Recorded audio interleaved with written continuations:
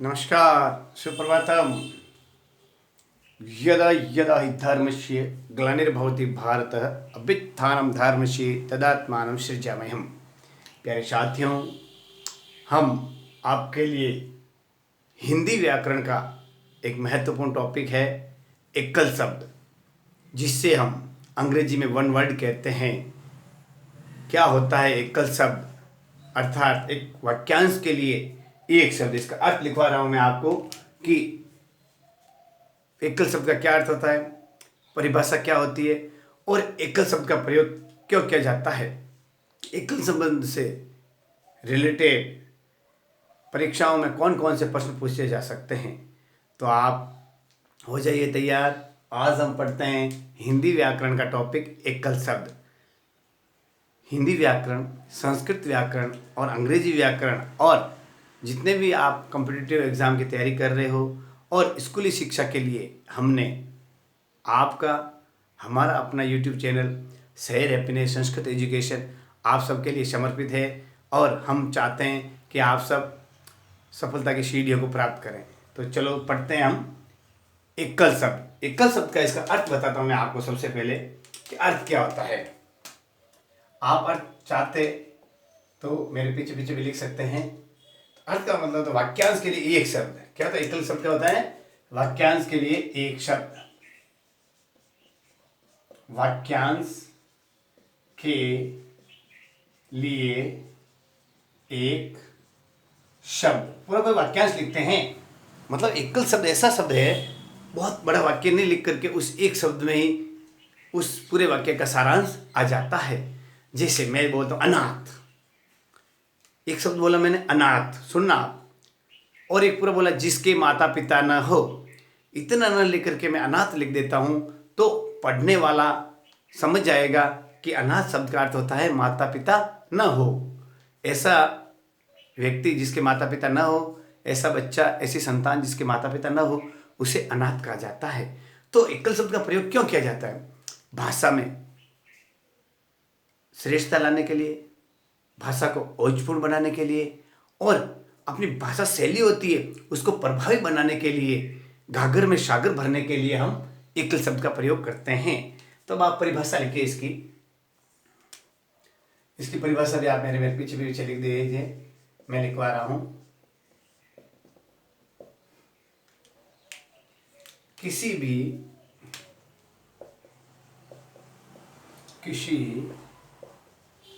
वाक्य विशेष के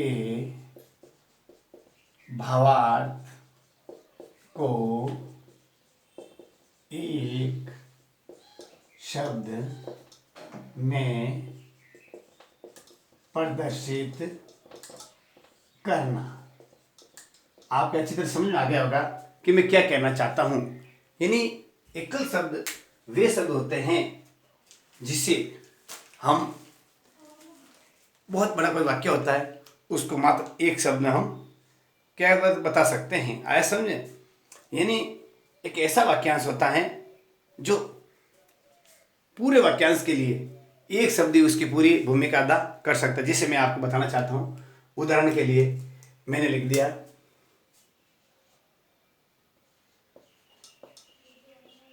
रमेश अनाथ है। यह शब्द में लिखा है अनाथ, एकल शब्द लिखा है। अब इसकी हम व्याख्या करके लिख सकते हैं कि इसको कैसे लिख, देखो, रमेश के माता पिता नहीं है। तो इतना लिखने के बाद में ये रमेश के माता पिता नहीं है, इसकी जगह केवल क्या लिख दिया हमने? अनाथ। जो ये शब्द है अनाथ शब्द है, इस पूरे रमेश के माता पिता नहीं, इस पूरे वाक्यांश को शो कर रहा है। यानी ये अर्थ एक ही शब्द है जो पूरे वाक्य के भावार्थ को बताता है। आगे समझ में? अब मैं आपको महत्वपूर्ण लिखवाना चाहता हूं। आप लिखिए वाक्यांश और उसको लिखिए। जिसे देखो, अब आप मेरे पीछे पीछे धीरे धीरे लिखते जाइए। मैं बोल बोल के लिख रहा हूं, आप भी मेरे पीछे पीछे लिखिएगा। सबसे पहले देखो, जो खाया न जा सके, लिखो आप भी, जो खाया न जा सके, यानी जिसको हम नहीं खा सकते हैं उसे क्या कहते हैं, अखाद्य। क्या कहते हैं, अखाद्य। तो आप भी लिखिए ऐसे अखाद्य ये भी लिख सकते हो और अखाद्य ये भी लिख सकते हो, दोनों रूप आपके सही है। आया समझ आपको? ये द को हमने दम डाल दिया और ये आधा द ये मिलके द बन गया। आगे समझे? अब इसके बाद देखो आप लिखिए अगला, वह जो कभी बुढ़ा न हो। वह जो कभी बुढ़ा न हो उसे क्या कहते हैं, अजर। जर यानी उम्र होती है, उसके लिखो आप अजर। जो कभी बुढ़ा न हो उसे क्या कहते हैं हम, अजर। अब आगे और आप लिखिए, महत्वपूर्ण बता रहा हूं, अधिक वर्षा होना, यानी आवश्यकता से अधिक वर्षा। लिखिए आप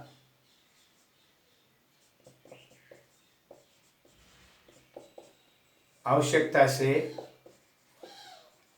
अधिक वर्षा, उसको हम कहते हैं अतिवृष्टि। क्या कहते हैं, अतिवृष्टि। देखो अतिवृष्टि। अब इसी का उल्टा, यानी आवश्यकता से कम वर्षा।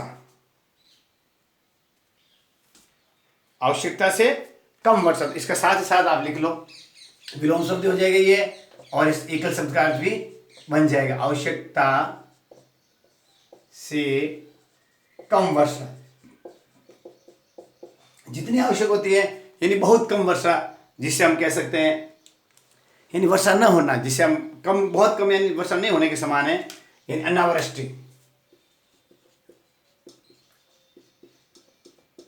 अतिवृष्टि और अनावृष्टि ये एक दूसरे के विलोम शब्द हैं, जो पहले जन्मा हो।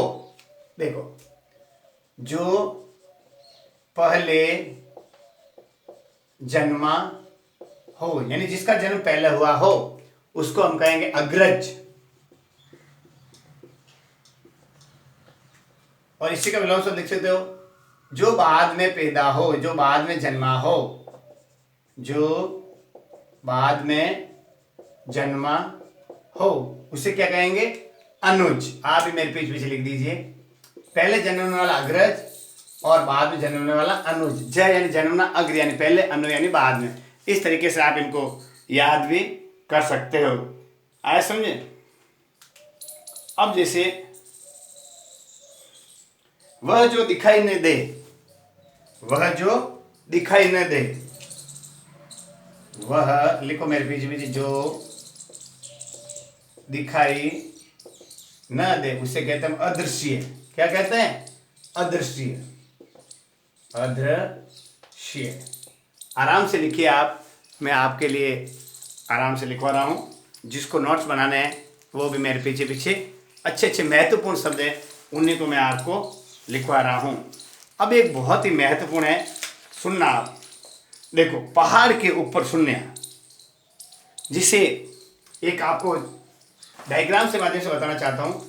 ये जो मैं ले रहा हूँ, ये शब्द काफ़ी बार आपके आ चुका है। जैसे ये देखो, ये पहाड़ है, पहाड़ के ऊपर वाला देखो, क्या बता रहा हूँ, पहाड़ के ऊपर यदि समतल भूमि, ये पहाड़ है, यहाँ जो ये भूमि है एकदम समतल है, और पहाड़ के नीचे ये समतल, तो इसको क्या कहते हैं और इसको क्या कहते हैं, आप आराम से समझो। इसको तो कहते हैं हम अद्वितीय का। पहाड़ के ऊपर ध्यान रखना, पहाड़ के ऊपर को अद्वितीय का और इस वाली को उपतीय का, ये ध्यान रखना आपको। अद्वितीय का और उपतीय का में क्या फर्क है? अद्वितीय का वो है जो पहाड़ के ऊपर क्या हो, एकदम समतल भूमि हो, उससे हम क्या कहते हैं, अद्वितीय का कहते हैं। आया समझ आपके? और पहाड़ के नीचे की जो भूमि होती है उसे क्या कहेंगे हम, उपतीय का। तो लिखिए आप, पहाड़ के ऊपर समतल भूमि, ये इंपॉर्टेंट है आपके लिए, पहले वाले परीक्षाओं में भी पूछा जा चुका है। पहाड़ के ऊपर समतल जमीन या भूमि, उसको कहेंगे हम अद्वितीय का। क्या कहेंगे, अद्वितीय का। अब है पहाड़ के नीचे की समतल भूमि, आगे वाला है पहाड़ के नीचे की समतल भूमि, उसको कहेंगे अपन उपत्यका। क्या कहेंगे? उपत्यका। उपत्यका। ये दोनों जो मैं आपको लिखवा रहा हूं, ये मैंने जो लिखवाया है इनमें सबसे इंपॉर्टेंट उपत्यका और अद्वितीयका जो है ये आपके इंपॉर्टेंट है कि पहाड़ के ऊपर जो समतल भूमि होती है उसको अद्वितीयका कहते हैं और पहाड़ के नीचे जो समतल भूमि है उसको हम उपत्यका कहते हैं। आया समझे? अब देखो, अब मैं आपको एक महत्वपूर्ण और अगला बताना चाहता हूं। पलकों को बिना गिराए, यानी जब पलकों को नहीं गिराते हैं तो उसको क्या कहते हैं? एक शब्द, पलकों को बिना गिराए। आया? अब इसमें आप क्या लिखो, देखो इसके लिए अनिमेष लिखे आप ही मेरे पीछे पीछे। क्या शब्द बोला मैंने? अनिमेष। अब अनिमेष कैसे लिखेंगे? देखो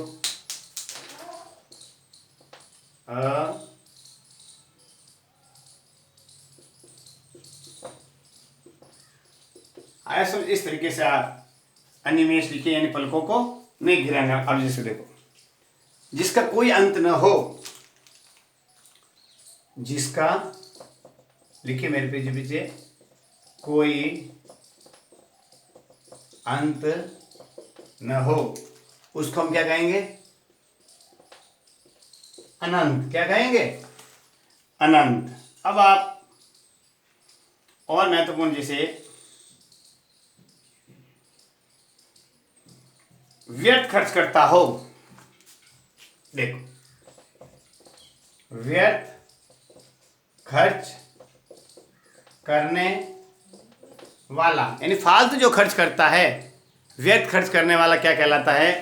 अपव्यय। और फालतू खर्च करने वाला वही व्यय, अपव्यय करने वाला अपव्यय कहलाता है। और जो फालतू खर्च नहीं करे उसको कहता है मितव्यय। यहाँ तक आप लिख लिए होंगे, आराम से लिख लीजिए।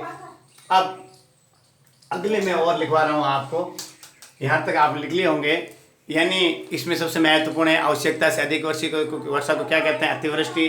जो पहले जन्मा हो अग्रज, पहाड़ के ऊपर समतल भाग अद्वितीयका, जिसे खाया न जाए अखाद्य, जिसका कोई अंत न हो अनंत। आया समझे? यहाँ तक आप लिख लिया हो। और मैं लिखवा रहा हूँ आपको इंपॉर्टेंट आप भी मेरे पीछे पीछे लिखिए। यानी ये वन वर्ड होते हैं इंग्लिश में, जिसे हम हिंदी में एकल शब्द कहते हैं। इन एकल शब्दों के द्वारा भाषा शैली को प्रभावी और श्रेष्ठ बनाया जाता है। आया समझे? तो अब मैं आपको महत्वपूर्ण और जो एकल शब्द है वो लिखवा रहा हूँ, आप मेरे पीछे पीछे नोट कीजिएगा। जो आपके अति महत्वपूर्ण है उनको मैं आपको लिखवाना चाहता हूँ। ये देखो, पैर से सिर तक बहुत महत्वपूर्ण है। पैर से सिर तक, यानी जो पैर से लेकर के सिर तक, इस पूरे को हम क्या कहते हैं? इसके लिए आप एकल शब्द लिख दिए अपाद मस्तक। एकल शब्द है अपाद मस्तक। अब अगला है आपके लिए बहुत ही महत्वपूर्ण, ज्यादा खर्च करने वाला या फालतू खर्च करने वाला। आप लिखियो फालतू खर्च या व्यर्थ खर्च करने वाला। फालतू खर्च करने वाला, इसको कहेंगे अपव्ययी। क्या कहेंगे? अपव्ययी। जो फालतू खर्च करता है उसके लिए आप एकल शब्द लिखिए अपव्ययी। अब देखो दूसरा लिखिए कम खर्च करने वाला, इसी का उल्टा होगा। दोनों साथ साथ बता रहा हूं ताकि आपके जब विलोम शब्द आ जाए तो दोनों में आप कंफ्यूजन नहीं हो और दोनों को आराम से लिख सकते हैं। जो कम खर्च करता है उसको हम क्या कहते हैं? मितव्यय। तो अपव्यय और मितव्यय, ये आएगा समझे आपके? यानी अपव्यय यानी ज्यादा खर्च करने वाला, मितव्यय यानी क्या? कम खर्च करने वाला। अब देखो बहुत महत्वपूर्ण है, फेंक कर चलाए जाने वाला हथियार। अब देखना, फेंक कर चलाया जाने वाला हथियार, जो फेंक देते हैं, हम हाथ से छोड़ देते हैं, उसको क्या कहते हैं? अस्त्र। क्या कहते हैं? अस्त्र। ध्यान रखना आप। जैसे मैं आपको बताऊं, हमारे पास भाला था, भाला हाथ में होता है, भाला को क्या करते हैं हम, फेंक देते हैं, फेंक के बाहर करते हैं। और है समझे, ये क्या तो गया अस्त्र। अब देखो, और हाथ में पकड़कर चलाया जाने वाला हथियार, जिसको हम हाथ में पकड़ते हैं उसको कहते हैं शस्त्र। अस्त्र, शस्त्र। तो अस्त्र में तो आप भाला लिख सकते हैं उदाहरण के लिए, और शस्त्र में हाथ में क्या पकड़ते हैं, तलवार। अस्त्र शस्त्र में आपको कंफ्यूजन दूर हो जाना चाहिए। जिससे हम फेंक देते हैं यानी हाथ से छोड़ देते हैं वो अस्त्र के अंतर्गत आता है ऐसा हथियार, और जिसे हम हाथ में पकड़ कर चलाते हैं वो शस्त्र के अंतर्गत आता है। अस्त्र और शस्त्र दोनों आपके समझ में आ गए होंगे। ऐसा समझ जिसे फेंक कर चलाया जाता है, ये आपको महत्वपूर्ण बात मैंने बताई है। अब जिसे देखो, जिसे भेदा न जा सके, जिसे भेदा न जा सके, अभेद्य। अब आप लिख लीजिए, जिसे भेदा न जा सके, अभेद्य।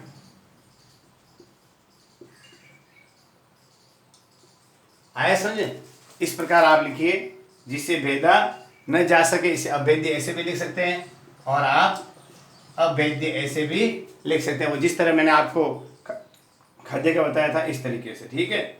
अब देखो, अब आप आगे मेरे हिसाब से लिखिए, जिंदगी भर, आजीवन। महत्वपूर्ण 2-4 बोल रहा हूं जो आपको कभी काम आ जाएगा, आप भी ध्यान रखना। कथा को, मूल कथा में जो शब्द आता है उसे कहते हैं अंतरकथा। जो सबके मन की बात जानता हो, जो सबके मन की बात जानता हो, अंतर्यामी। क्या लिखेंगे आप, अंतर्यामी लिखिए मेरे पीछे पीछे। जो सबकी मन की बात जानता हो, अंतर्यामी। आया समझे, ये न आधा त ये या के ऊपर र और यामी, अंतर्यामी, ठीक है। अनेक राष्ट्रों के बीच, जो अंतर्राष्ट्रीय कहलाता है, जिसका कोई अंत नहीं हो, अनंत कहलाता है। जो किसी बात का पता नहीं रखता हो, अनभिज्ञ कहलाता है। जिसका कोई स्वामी नहीं, जिसके माता पिता न हो, आपको मैंने बता दिया था, जिसे अनाथ कहते हैं। ऐसा जो पढ़ा नहीं हो, अपठित। जो अंश पढ़ा न हो, जो अंश, जो भाग हम नहीं पढ़ते हैं उसको क्या कहते हैं, अपठित। आता ना कई बार परीक्षा में, अपठित गद्यांश है, जिसे हमने कभी नहीं पढ़ा है, ये अपठित कहलाता है। अब उसके बाद में आपको महत्वपूर्ण, अपनी हत्या करने वाला, जिसे हम आत्महत्या कहते हैं। सीधा प्रश्न होने वाला, बहुत ही इंपॉर्टेंट है, ये है सीधा प्रश्न होने वाला। इसके लिए आप लिखिए आशुतोष। ये इंपॉर्टेंट है आपके लिए। तो इनमें इंपॉर्टेंट एक मैं आपको बता रहा हूँ, शीर से पैर तक, अपाद मस्तक, ये वेरी इंपॉर्टेंट है। फेंक कर चलाए जाने वाला इंपॉर्टेंट, हाथ में चलाया जाने वाला इंपॉर्टेंट, अस्त्र शस्त्र, और सीधा प्रभावित होने वाला आशुतोष। ये सब मैं आपको बता रहा हूँ, तो जो आपके लिए कॉम्पिटिटिव एग्जाम में भी बहुत महत्वपूर्ण है, और आपके एग्जाम में भी आएंगे। ईश्वर में विश्वास रखने वाला, भगवान में आस्था रखने वाला, ईश्वर में आस्था या विश्वास रखने वाला, जिसे क्या कहते हैं, आस्तिक।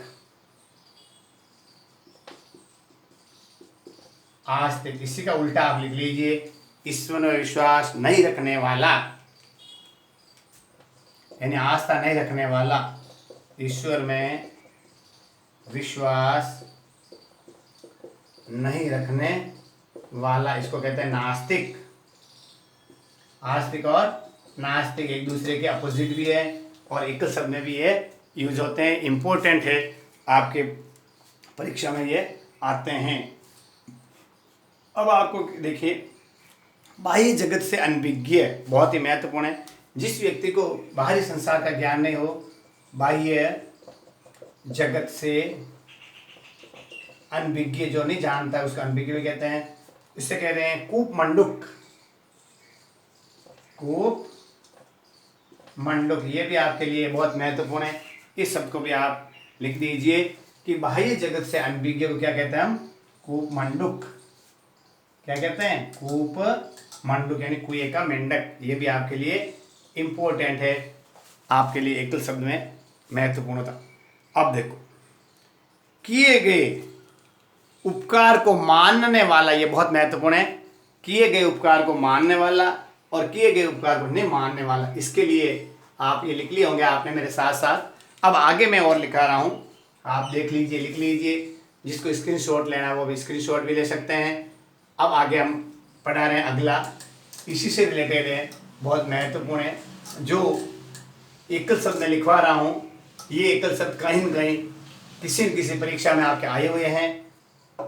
अब लिखिए आप, अगला है, इम्पोर्टेंट है कि वह जो किए का उपकार माने, यानी उपकार को मानने वाला, वह जो किए का उपकार माने, जो हमारा उपकार है मानता हो, उसको तो बोलते हैं अपन, क्या बोलते? कृतज्ञ। अब कृतज्ञ कैसे लिखते हैं ये भी आप देखो, उपकार को मानने वाला, कृतज्ञ। अब देखो, जो किए उपकार को न माने, वह जो किए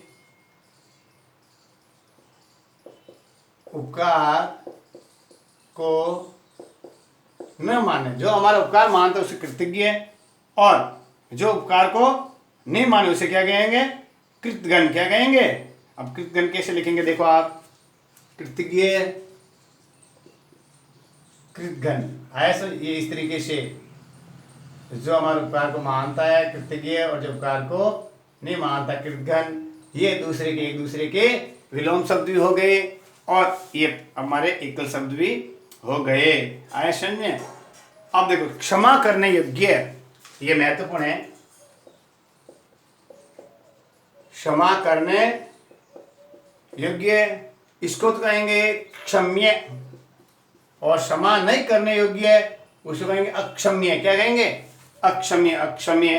अब देखो, अब आगे आप महत्वपूर्ण लिखिए, 3 भुजाओं से संबंधित त्रिभुज, 4 भुजाओं से संबंधित चतुर्भुज, ये आपको मैंने लिखवा दिए हैं, बता दिए, आप इतना जानते हो। 3 माह में एक बार होने वाला त्रैमासिक, सिंपल है, आपको बता रहा हूँ। जिसे वेदना कठिन हो, दुर्भेद्य, जो नाशवान हो, वह जो नाशवान हो, यानी जिसका नाश होना संभव है, नश्वर, यानी मनुष्य शरीर नश्वर है, नाशवान है। आया समझ में? अब आगे लिखिए आप,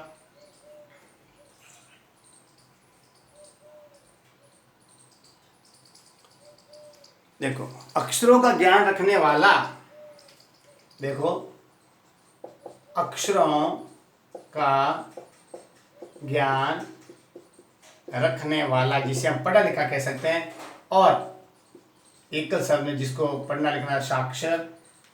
अक्षरों का ज्ञान न रखने वाला, अक्षरों का ज्ञान न रखने वाला, निरक्षर। साक्षर का विलोम शब्द भी निरक्षर है, और निरक्षर का विलोम शब्द भी साक्षर है। ये दोनों आपको साथ साथ लिखवा रहा हूँ, ताकि आपको विलोम शब्द में भी काम आ जाए और एकल शब्द में भी काम आ जाए। आया समझ में? अब आपके लिए आगे बहुत ही महत्वपूर्ण और है,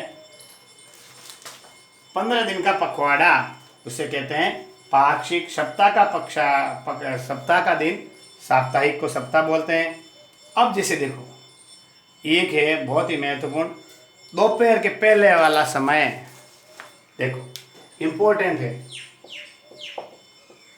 दोपहर के पहले वाला समय, उसको हम बोलते हैं पूर्वाहन। आया सर, इसमें नन्नो ऐसे लिख दो आप, पूर्वाहन। दोपहर के बाद वाला समय क्या कहलाता है? अपराहन। आप भी, जिसे हम AM और PM कहते हैं, आया समझ? AM और PM यानी दोपहर 12 बजे हैं, उससे पहले पहले का हम AM कहते हैं। आफ्टर, आप जैसे आफ्टर मीडियम टाइम और पास्ट, अच्छा मीडियम टाइम जो ग्रीनविच रेखा है, मानक मध्याह्न रेखा है, उसे रिलेटेड करके क्या गया? पूर्वाह्न और अपराह्न, अपनी हिंदी भाषा में इसको कहते हैं। आया समझ में? अब देखो आगे आपको महत्वपूर्ण बताना चाहता हूं, जो बहुत बोलता है, बहुत बोलने वाला, क्या कहेगा? वाचाल। क्या कहेगा? वाचाल, जो बहुत बोलता है। कम बोलने वाला, बहुत बोलने वाला वाचाल, और कम बोलने वाला मितभाषी।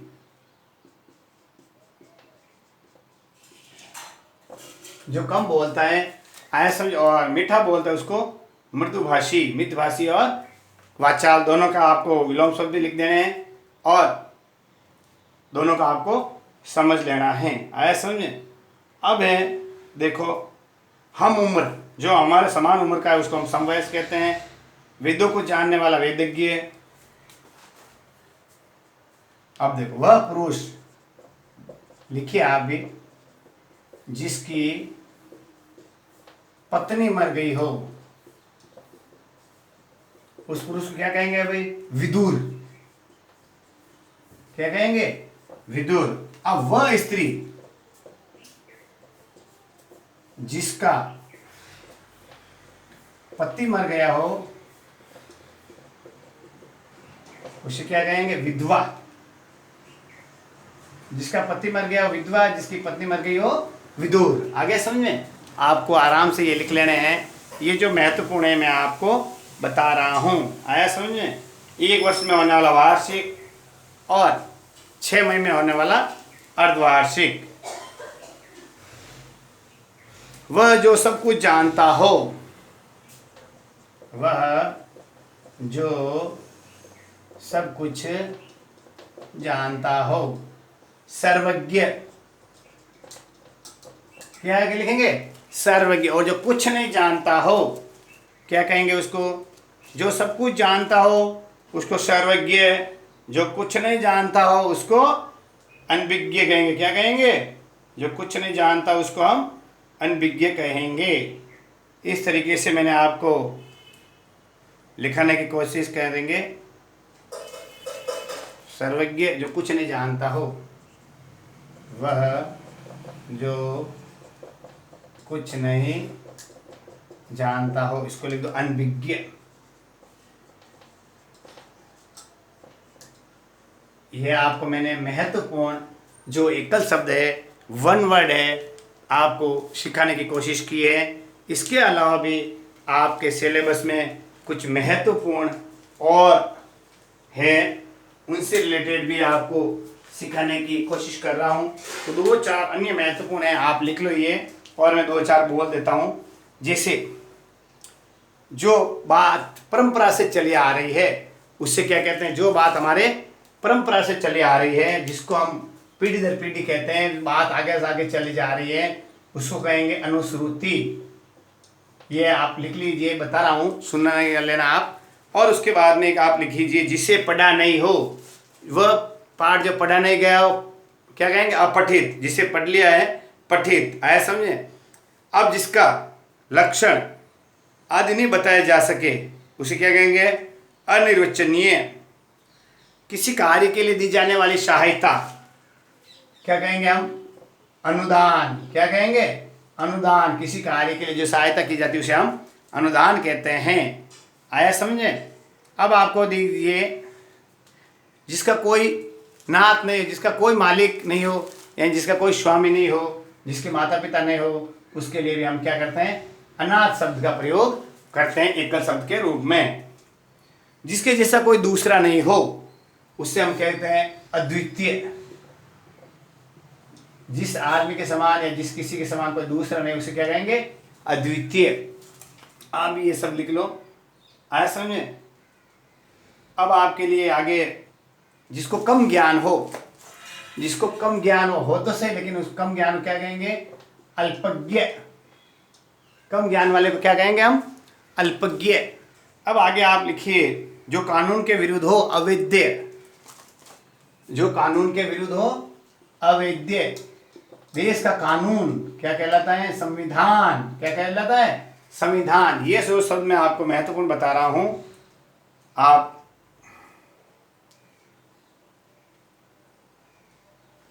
लिखिए, आगे लिखिए। जो इंद्रियों की पहुंच से परे हो, इंद्रियातीत, जो ऋण से मुक्त हो गया हो, उऋण। यानी जिसने अपना ऋण चुका दिया है वो क्या कहलाता है? उऋण कहलाता है। आया समझ में? जिसने मृत्यु को जीत लिया हो, मृत्युंजय। जिसने मृत्यु को जीत लिया हो, मृत्युंजय। ये इंपॉर्टेंट है आपके लिए, आप लिख लीजिए। जो जिस व्यक्ति ने मृत्यु को जीत लिया उसे मृत्युंजय कहते हैं। जो सबको प्रिय दिखे, प्रियदर्शी। प्रियदर्शी। आया समझ में? अब आगे आप और 2-4 बता रहा हूं। बालक को सुलाने के लिए जो गीत गाया जाता है, कविताएं बोली जाती है, उसे क्या कहते हैं? लोरी। बच्चे को सुलाने के लिए जो संगीत गाया जाता है, गीत गाया जाता है, उसे क्या कहते हैं? लोरी। माँ बाप का संतान के प्रति, महत्वपूर्ण, माता पिता का संतान के प्रति वात्सल्य। क्या आएगा? आप लिखिए, माँ बाप का संतान के प्रति जो प्रेम होता है उसे क्या कहते हैं? वात्सल्य। क्या कहते हैं? माँ बाप का प्रेम संतान के प्रति जो होता है उसे कहते हैं वात्सल्य, प्रेम। अब आप लिखिए, जो ममता से रहित हो, जिसकी में कोई ममता नहीं हो, उससे कहेंगे निर्मम।